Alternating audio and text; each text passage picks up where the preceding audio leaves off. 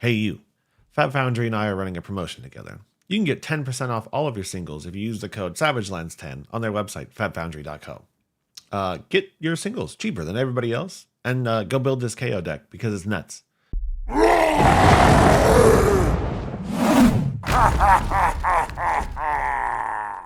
That's it. The cat's out of the bag. KO's busted, and we can all be degenerate 8 players now and feel great about our decisions. You used to have a little bit of a backbone to be able to play those cards. Pulping, Wild Ride, Bear Fangs. You used to have to be willing to risk it all. Now you can play them and vomit 50 damage a turn. You can get 22 VPC a game. I didn't even know that was possible. And we're here to talk about what makes KO special. So before I give you all of my deck lists and we talk about what Yuki just did at the Battle Hardened, 2 KOs in the top 8, mind you, I'm going to take you to Ape School. We're going to look at a presentation. I know you guys don't want to learn. Don't skip this part of the video. It's important. It's important. Welcome to Value School, bitch.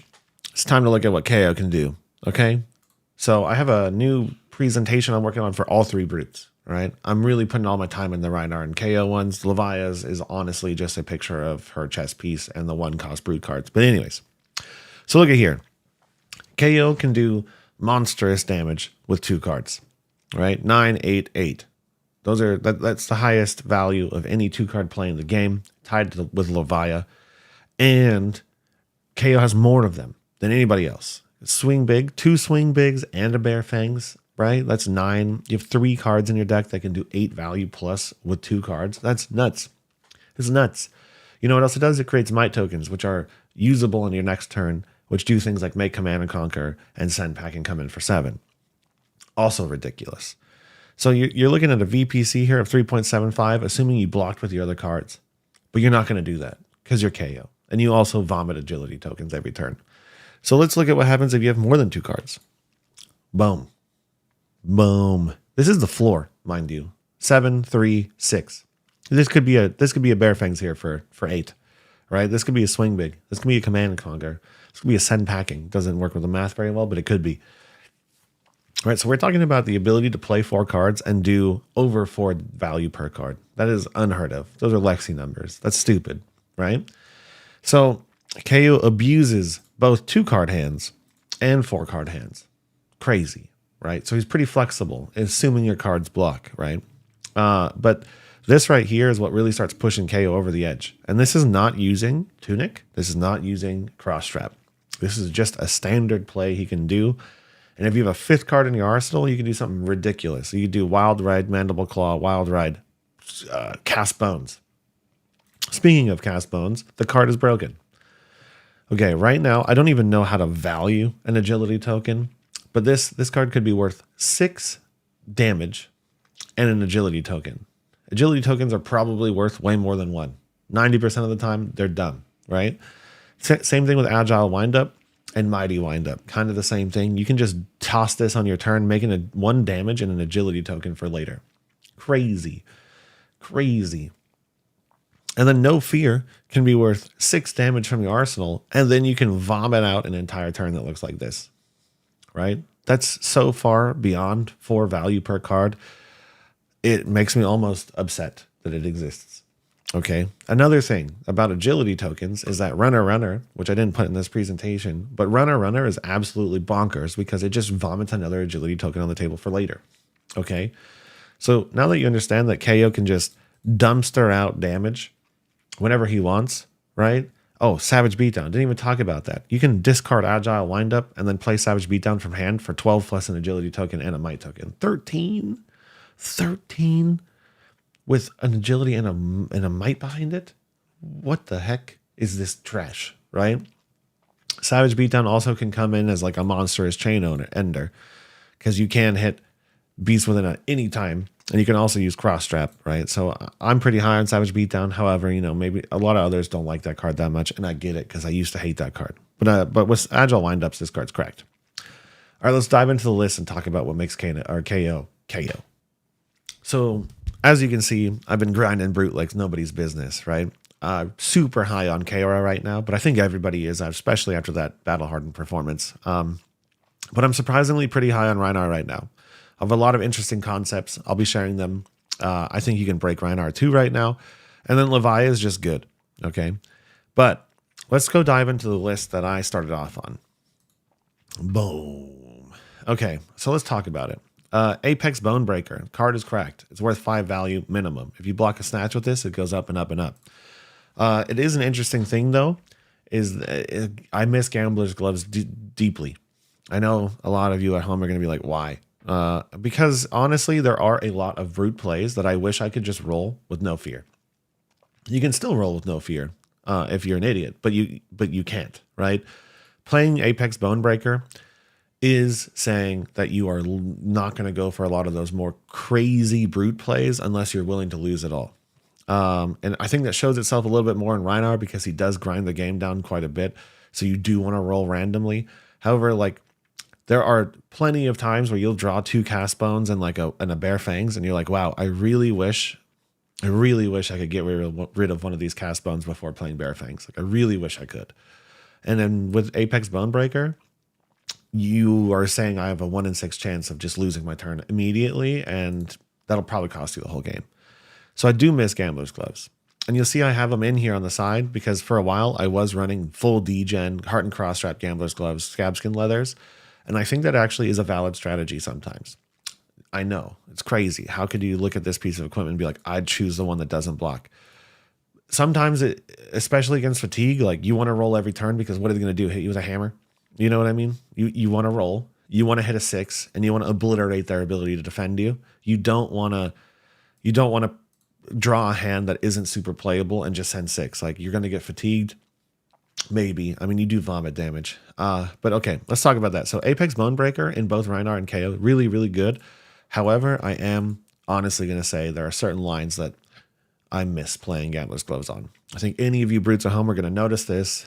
Like if there's ever just a spare resource with Tunic and you could have sent 8 or 2 swing bigs, but you can only send 1 because you don't have the Gambler's Gloves reassurance, you'll see it. Heart and Cross Strap. On this list, this is my the KO baby list right here. This is my aggro list. This is my like I'm going balls to the wall list, okay? It's way better than I thought it would be. Originally, I think a lot of the brute players out there did the same thing. They were like, okay, Berserk is not great. It's not consistent. It's not reliable, but it's super fun to play. Let's try a mid-range list is at least what I did. I know I talked to Ben Dodd, Calling Champion. He's also looking at KO right now. He kind of tried to make it a mid-range list too. And I was like, why not just play a mid-range list that does a little bit more damage than Reinhardt? And then the more I played, the more D-Gen cards I shoved in it because it kept working better and better and better. So I do think KO needs those mid-range cards, or needs these D-Gen cards because you saw how broken the math gets, right? So Heart and Cross Strap, you can run this and Tunic. You can run either or, to be honest. But Cross Strap is in here because I am playing Savage Beatdown, right? I have a 22 VPC game, a 22 value per card or per hand game on KO, recorded and saved, right? It is possible to do that much damage with this build, right? And the reason you can do it is honestly because of Cast Bones and Savage Beatdown and Tear Limb from Limb, right? So 3 cards that I would say, or 2 cards, Tear Limb from Limb and Savage Beatdown, that are in this list that you might not see in a lot of the other winning lists because they are a little bit more chaos. That's why they're in the sideboard. But okay, so we got Heart and Cross Strap because we're going tall, baby. We have 1 Mandible Claw because it's the only weapon KO will ever want to use. And then you got Scabskin Leathers because it blocks 3, and it is a Hail Mary option in case things go wrong. And then Flesh Bag because it's the most broken piece of equipment in the game. Right now, brutes have literal god tier refrigerators. You remember 6 months ago when I said that the only thing stopping brute from being great is the fact that its armor sucks? Well, they fixed that. Maybe too much. It's amazing. Look at this refrigerator, right?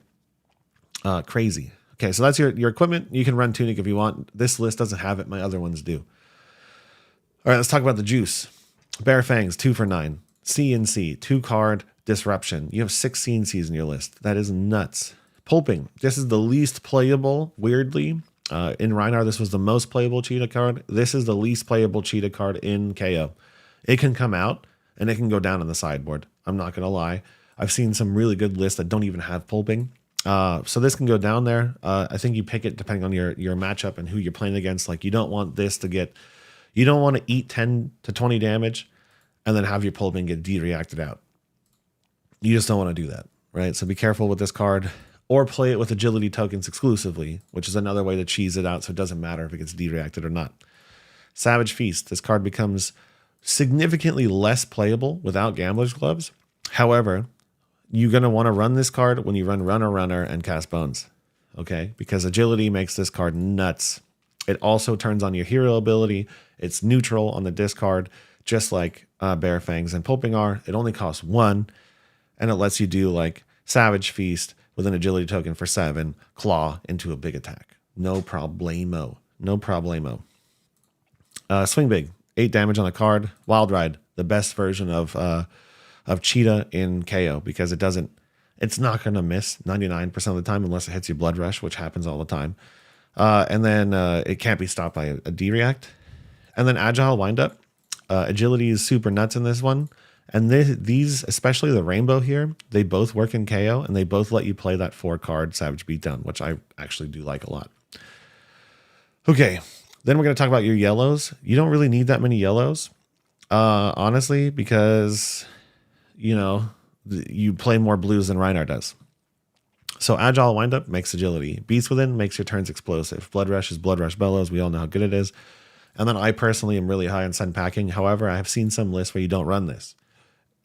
I don't know why you wouldn't run it.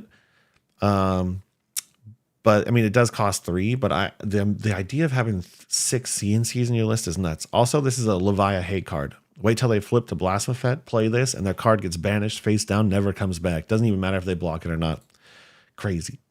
And then your blues. I think there's some contention around your blues right now. You know, you want them to say 5. So some of them are more clear than others. Like Smash Instinct is an auto include because it is an anti-fatigue blue, right? This card comes in with an Intimidate. It will let you close the game in that second cycle. Riled Up, because every other card in this hand discards. This comes in for 6. So this is a blue that says 6 power on it, kind of. And it actually attacks for 6, right? So this is pretty good. Reincarnate, you know, it's just in there because you discard so often. Assault and Battery, you know, maybe if you really need to make an agility token. Same thing with Agile Windup. And then Wrecker Rump.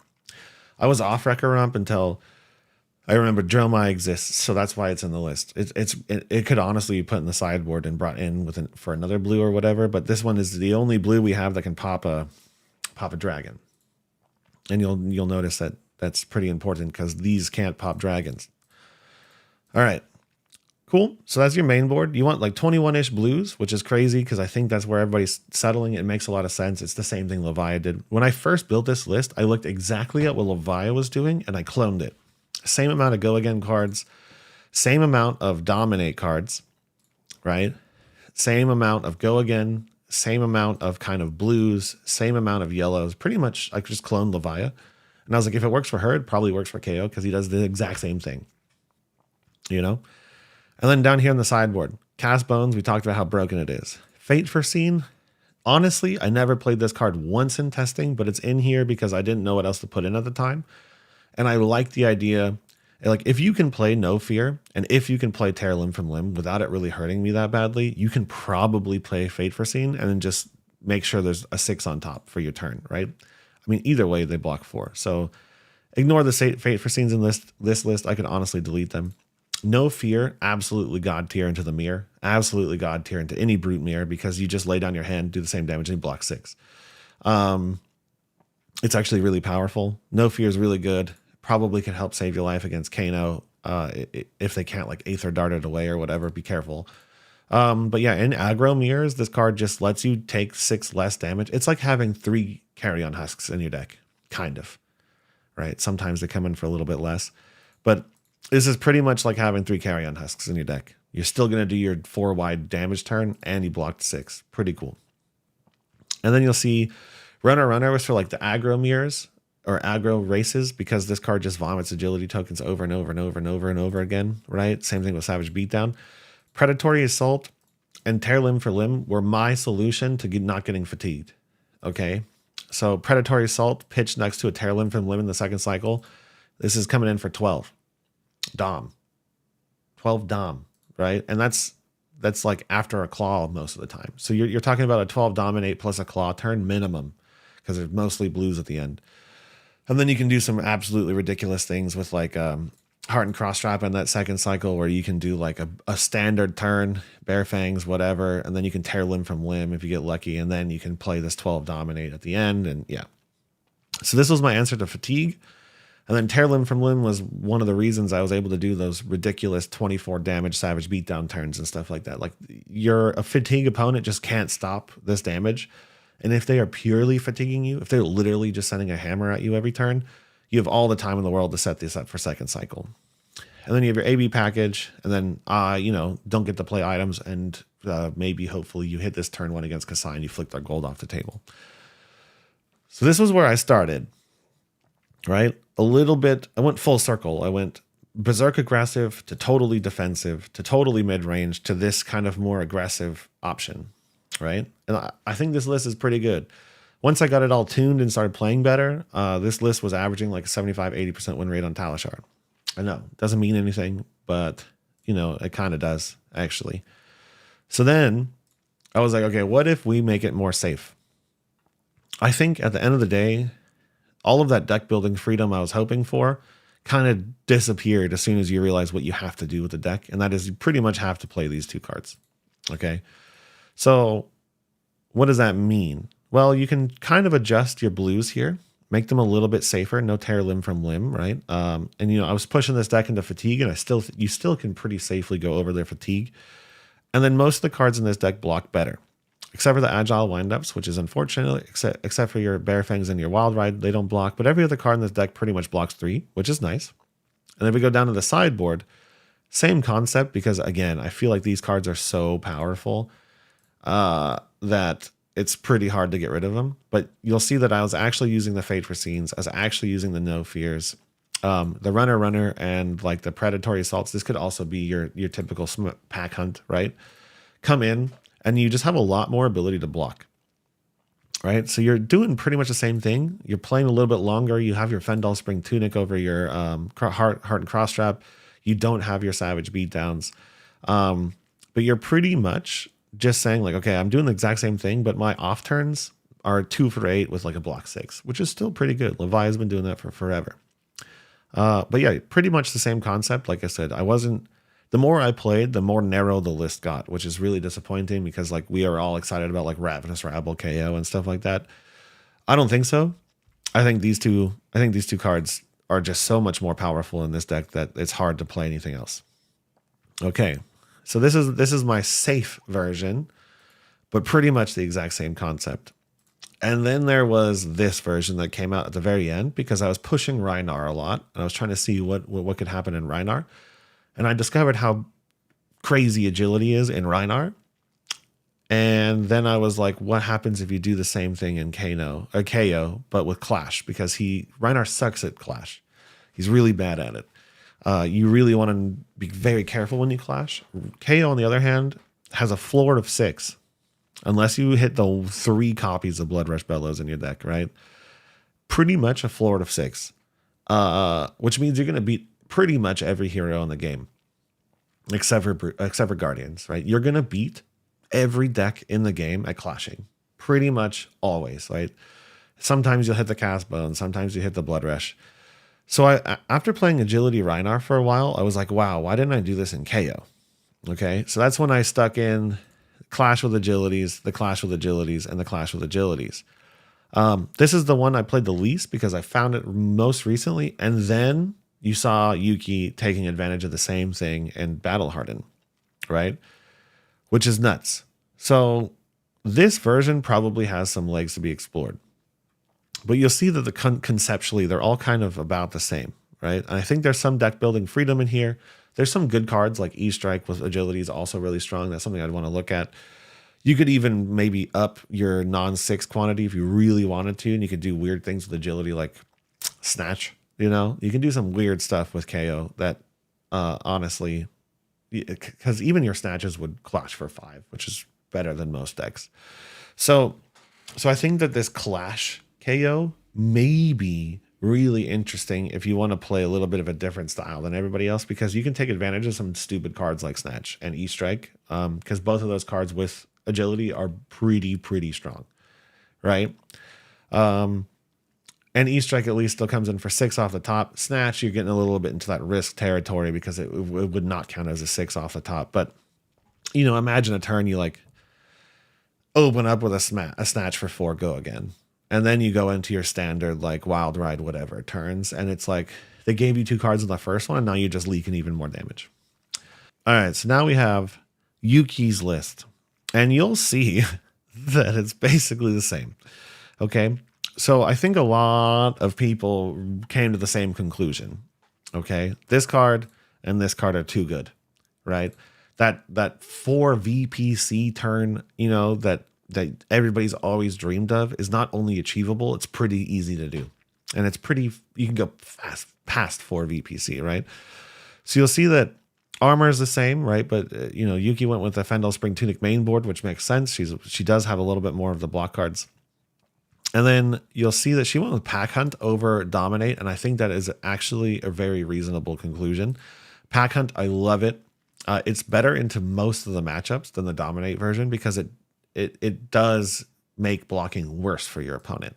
However, Dominate is pretty much guaranteed for that pitch stack against Pure Fatigue. I was more worried about Pure Fatigue probably than she was, so we'll see what she has to say about that later. But Pack Hunt, very strong, probably better into more matchups on the Dominate card. But I was just seeing so many victors that I went pure anti-fatigue, right? But the yellows, pretty much the same. The reds, pretty much the same, right? Except for 10. The blues are where it gets interesting. So they went with Pack Call, right? Pack Call, 2 Reckless Swings, which are misses. So I find this choice very interesting. That 4 damage, I feel like you get out of Tear Limb from Limb and some. Versus these, because the Tear Limb from Limb in this card are basically the same. This is a bad blocking card that does damage. Tear Limb from Limb is a non-block card, so this is probably more flexible, as you could get it into your arsenal and play it. But anyways, so pretty similar concept. I did miss Reckless Swing a lot, and I was experimenting with it, but I just ended up not using it because I wasn't sure about the rest of the cards yet, and so I didn't want to mess around with the blues just yet. And then Mighty Windup, I could see why you'd pick this card. I just didn't like another 2 blocking blue. But at the end of the day, this is worth 2 might tokens if you're stuck with an extra blue. And 2 might tokens sometimes is, you know, since you only have 1 weapon, there are a lot of turns where you have like a weird blue left over because you wish you could have clawed twice in a row, but you can't.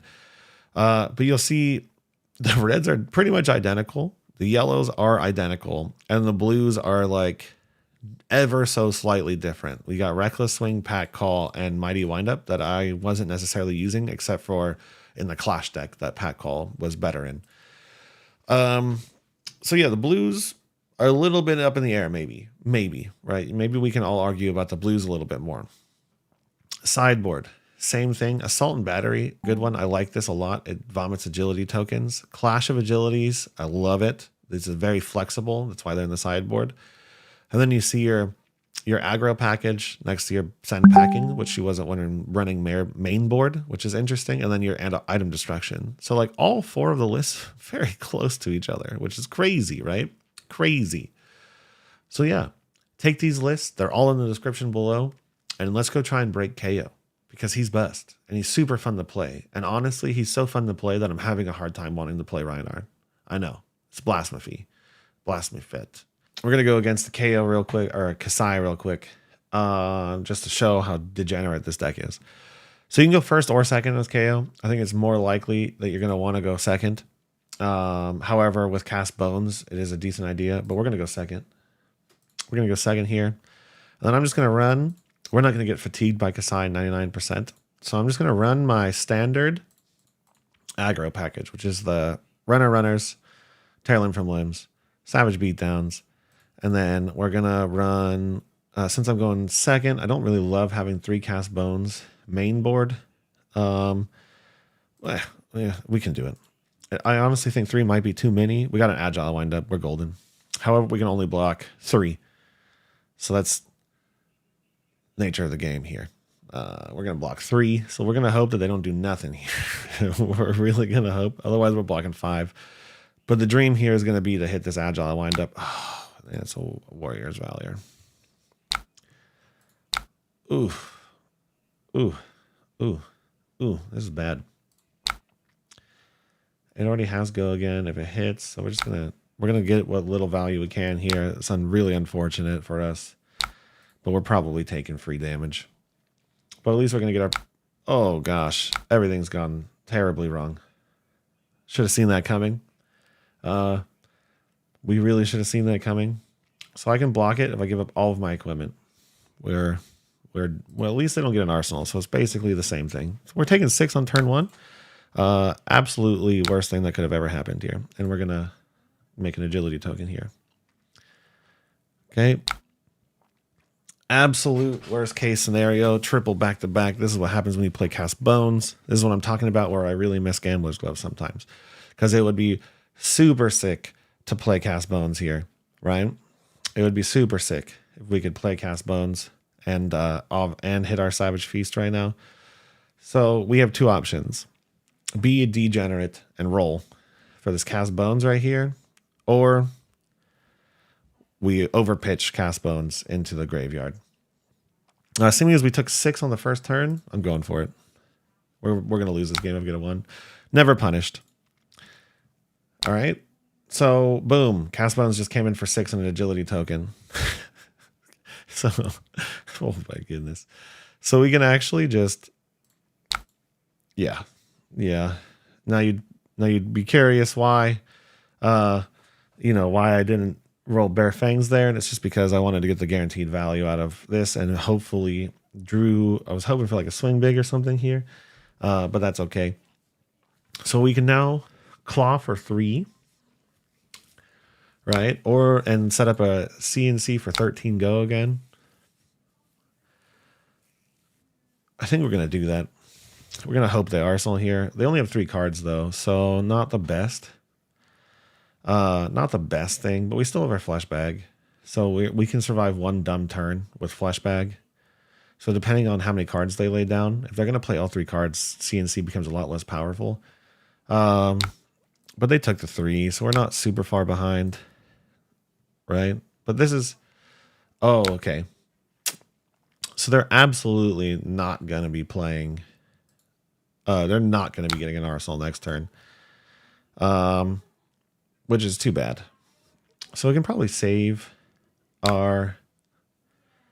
We can probably save our Command and Conquer then.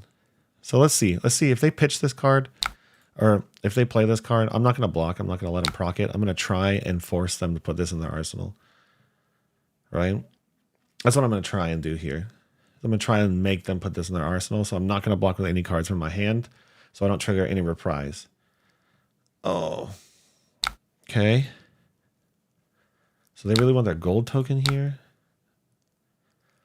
I'm kind of tempted to block with my equipment here, weirdly. I'm tempted. I don't want to get a free gold. It's worth a lot. I mean, I did lose -1 value here, but look at what we're setting up. We're not here to play this game much longer. So yeah, Command and Conquer for 13 go again. Sounds good. Sounds pretty good to me. Sounds like a great idea. Okay, getting their whole hand. Boom, getting their value out of their helmet. Not bad. Okay, and we're tied on damage. Guaranteed to get another agile windup. Just kidding. We're gonna discard it like a G. Boom, we're pulling ahead. I'm gonna claw here because I don't really want to put that in my arsenal. And this is where not having 2 weapons sucks, but you know what I mean? And okay, another 6 dumb. What an annoying thing to have happened here. 6 dom because they also use their ability. Yep. So they're going to be able to get this off. I'm thinking if I block here and I just stuff this, I can send this with my chess piece and pocket this for a big Blood Rush Bellows turn with an agility token. Or we can Hail Mary our Blood Rush right here. We can Hail Mary the Blood Rush with Cross Strap. I mean, we only have one claw anyways, but we have the Agi token. Either way, it sucks. No blue here is rough. Because, like, what does giving them one intellect here do? You know, they don't have an arsenal again, so it's kind of like they're just getting an arsenal card. I think we're going to Hail Mary it. We're going to draw blue off the top, no matter what. So which one do I want to see the least? These are my two go again. I have agility, so I kind of want Wild Ride the least, I think. Oh, we lost our runner. That's so sad. Boom. We lost runner. We lost our wild runner. That's so sad. 6. Okay, this is going to be a pretty pathetic turn here, but that's okay. So just 20 damage. Just 20. We really wanted to keep a runner there to keep the agility train going and pocket the Savage Beatdown instead. We would have liked to do Claw runner and put that in the pocket, but that's okay. So just 12. Just a 20 damage Blood Rush turn. Not great, honestly. Just 20. We did lose our chess piece though, and we're not really starting the aggressive train super. Yeah, so we're gonna get our agility token here, and we're gonna come in again. Okay. Boom. Got our blue.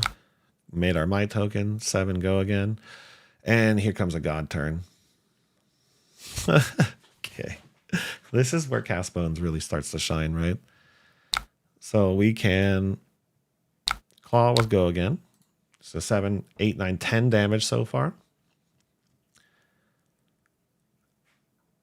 10 damage so far. We're going to get maybe 6 value off of this. And we can either keep this. Let's see what we get. If we get our agility token, then we're going to keep it. Yep. So we do have a pretty average blue in our pocket. And a really expensive turn, unfortunately. So we're going to hope. We're going to hope we rip a blue off the top. And we hit our beast within. This is why Kayos degenerate. 15 goes. 15 go again.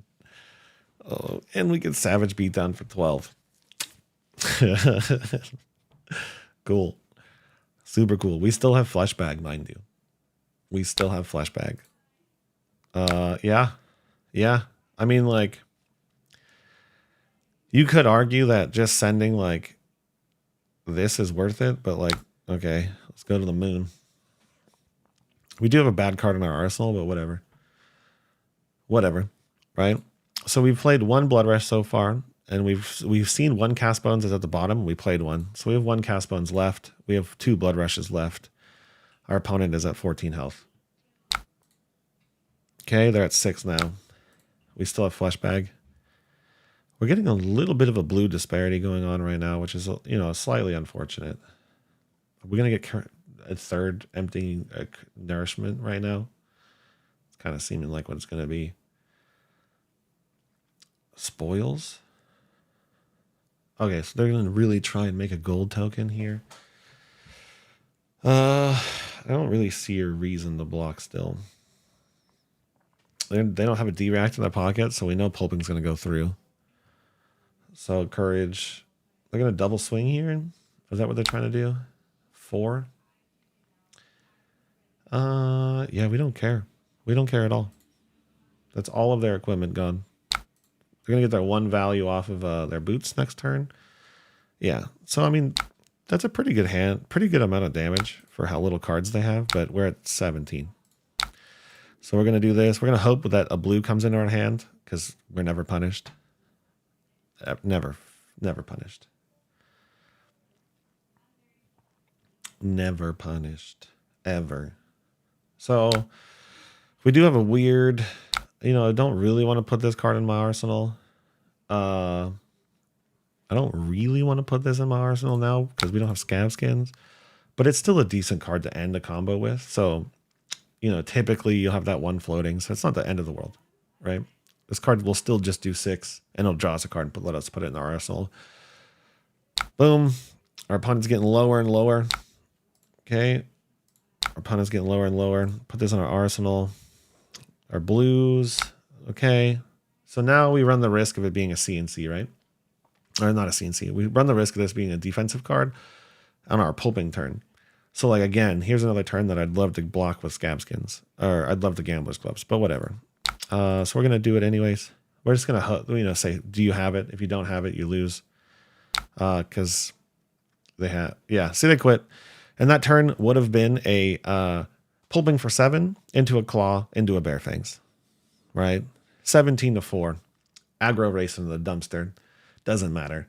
Look at our VPC, our average value per hand, 16.57. That's like not great because we stumbled a little there.